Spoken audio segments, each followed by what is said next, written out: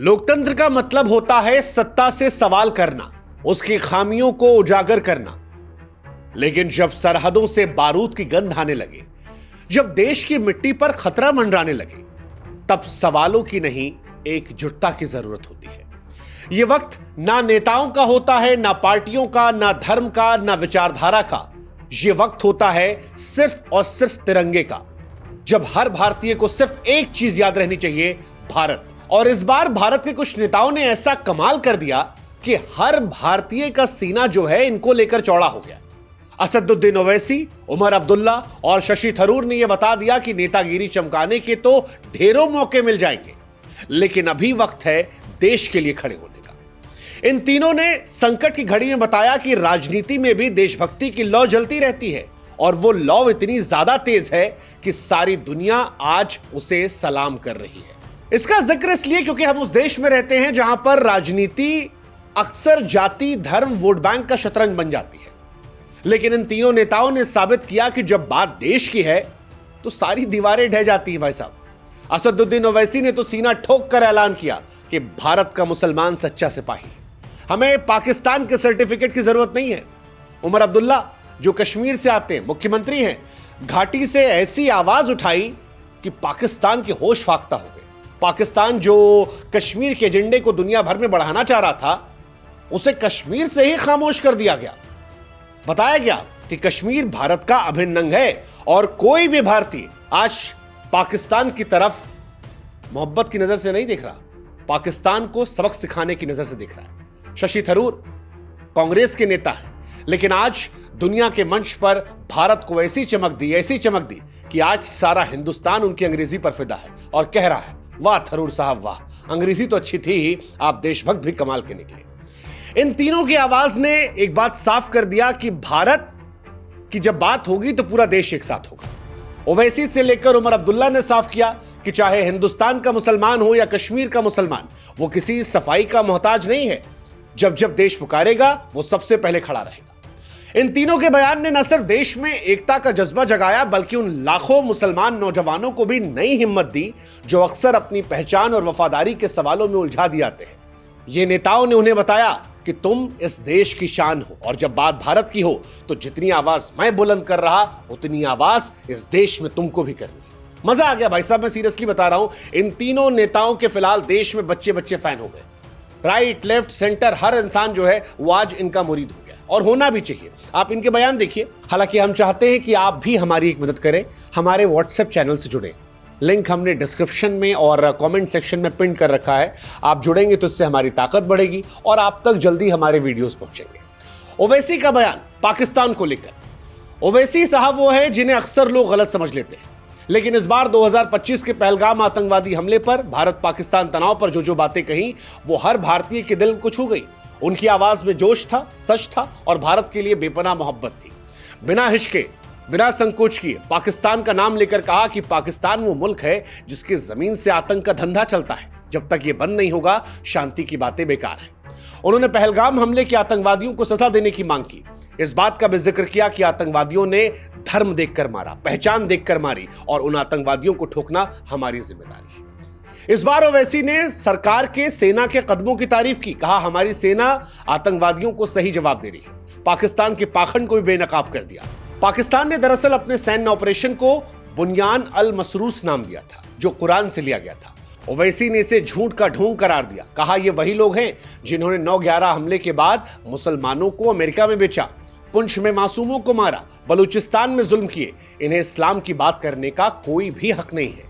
इनकी ये बातें पाकिस्तान की दोहरी नीति को दुनिया के सामने ला रहे हैं। ओवैसी यही नहीं थमे। ओवैसी ने पाकिस्तान की बदहाली पर भी खूब तंज कसा।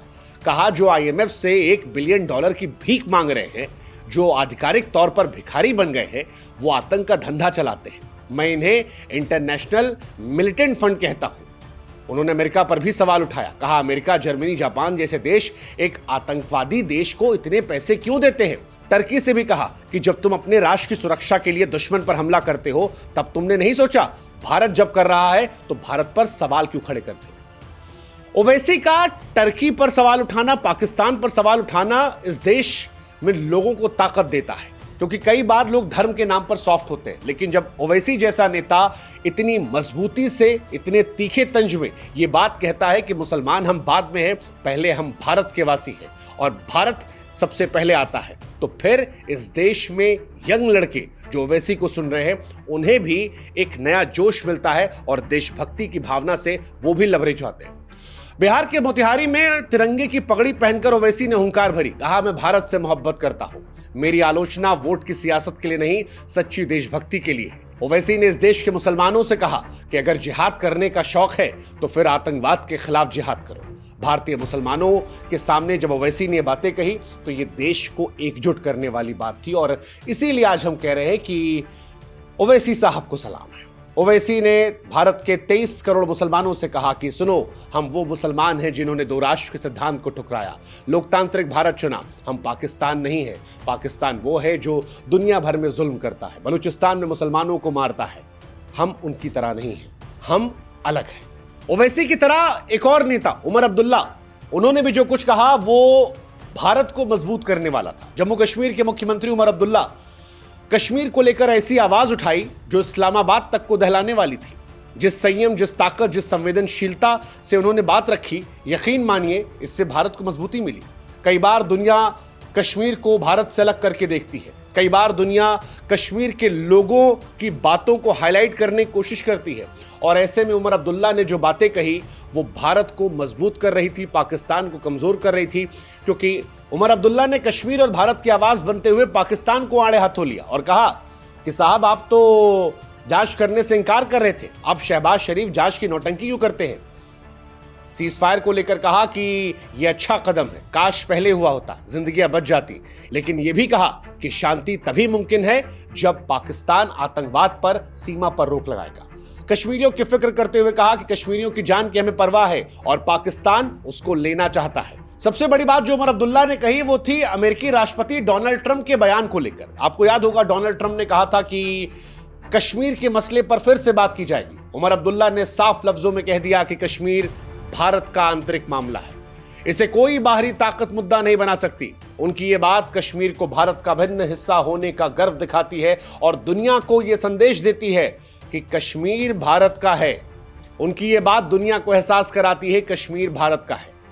उमर आगे बढ़कर कहते हैं कि कश्मीर के लोग शांति चाहते हैं, वो नहीं चाहते कि उनके बच्चे डर में जिए। उनकी बातें कश्मीरियों के दर्द को देश तक पहुंचा रही थी। उमर की आवाज ने न सिर्फ पाकिस्तान को जवाब दिया बल्कि कश्मीरियों को भी यह भरोसा दिया कि वो अकेले नहीं है। उनकी शांति की अपील, जवाबदेही की मांग ने आज पूरे देश का दिल जीत लिया है।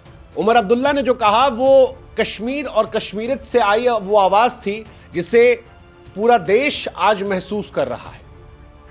जैसे कोविड के बाद कई सारी चीजें बेहतर हुई, नदियां साफ हो गई, आसमान नीले दिखने लगे, हवाएं स्वच्छ आने लगी, वैसे ही ब्लेसिंग इन डिस्गाइज, दुर्भाग्यपूर्ण जो पहलगाम हमला हुआ उसमें बहुत सारे दुख, दर्द, परेशानियां हमें मिली, लेकिन एक अच्छी चीज हुई कि सारा हिंदुस्तान जो है वो एक साथ इकट्ठा हो गया। वो कश्मीर जहां पर कई बार विरोध के लिए लोग निकलते थे, वहां पर आज हिंदुस्तान का झंडा पकड़े लोग निकल रहे हैं। लाल चौक पर जो तिरंगा लहर रहा है वो बता रहा है कि भारत के दिल में कश्मीर है। और ये बात जब कश्मीर के मुख्यमंत्री कहते हैं तो पाकिस्तान में इस्लामाबाद से लेकर दुनिया में जो भी भारत से कश्मीर को अलग करने की तमन्ना रखते हैं उनके सीने पर मानो सांप लौट जाता है। ये कहानी तो उमर अब्दुल्ला और ओवैसी की थी, लेकिन अंतर्राष्ट्रीय मंच पर शशि थरूर ने भी दुनिया में भारत की आवाज को बुलंद किया। शशि थरूर क्या कमाल की अंग्रेजी बोलते हैं, स्टाइल अच्छी है, बुद्धिमान व्यक्ति है, भारत की ताकत दुनिया को दिखाई। पाकिस्तान के हर उकसावे का इतने स्मार्टली जवाब दिया कि शशि थरूर की इज्जत और बढ़ गई। खासतौर पर जब बिलावल भुट्टो से कहा, बिलावल भुट्टो ने कहा था कि खून खराबा खूब हो जाएगा, शशि थरूर ने बड़े स्मार्टली पलटवार किया कि भाई साहब खून खराबा जिसका जिक्र आप कर रहे हो, अगर ये होगा तो ये आपकी तरफ ज्यादा होगा। भारत साजिश नहीं रचता लेकिन जवाब जरूर देता है।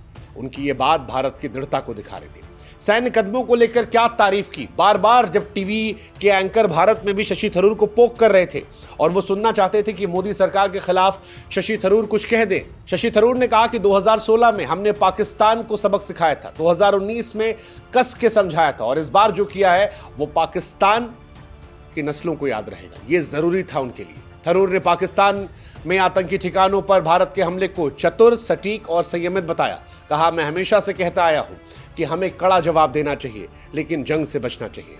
उनकी ये सोच भारत की रणनीति को और ज्यादा मजबूत कर रही थी। उनके कॉलम में करगिल युद्ध से लेकर 2025 तक भारत की आतंकवाद के खिलाफ लड़ाई को बयां किया गया। बताया कि भारत वो देश है जो ताकत और संयम का बैलेंस रखता है, और उनकी इन बातों ने भारत के कद को बड़ा मजबूत कर दिया।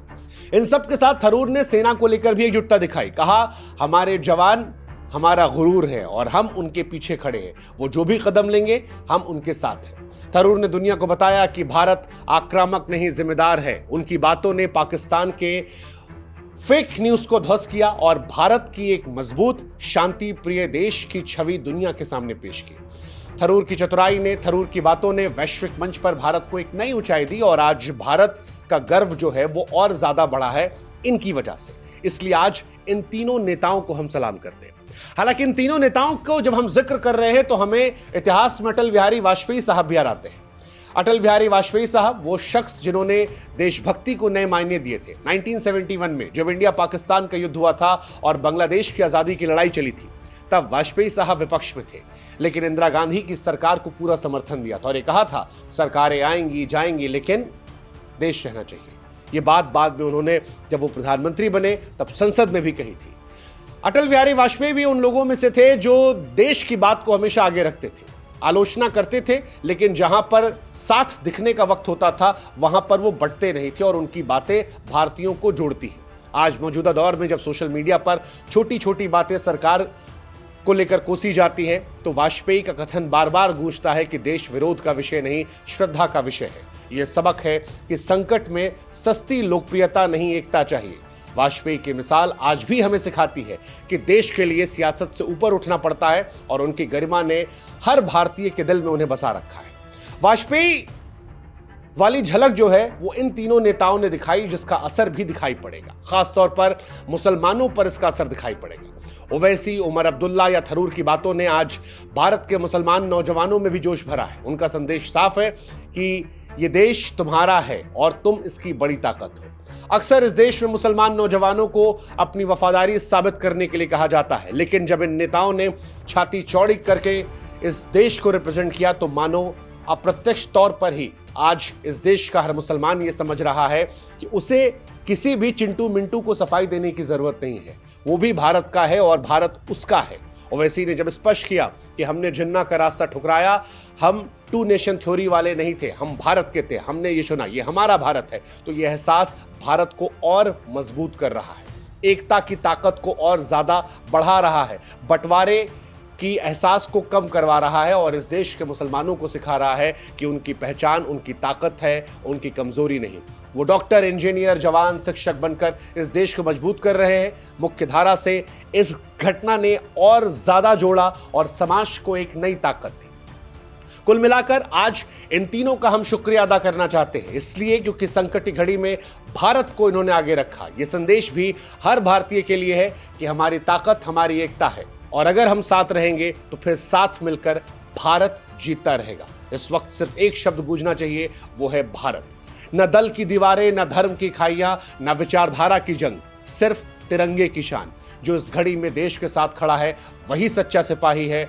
जो सियासत में उलझा, यकीन मानिए वो इतिहास के कूड़ेदान में जाएगा। ओवैसी, उमर अब्दुल्ला और थरूर ने बता दिया कि देशभक्ति शब्दों का खेल नहीं, कर्मों का आलम है। चलो तिरंगे को और ऊंचा लहराएं, आओ एक होकर भारत की पुकार सुने। जय हिंद, जय भारत, नमस्कार।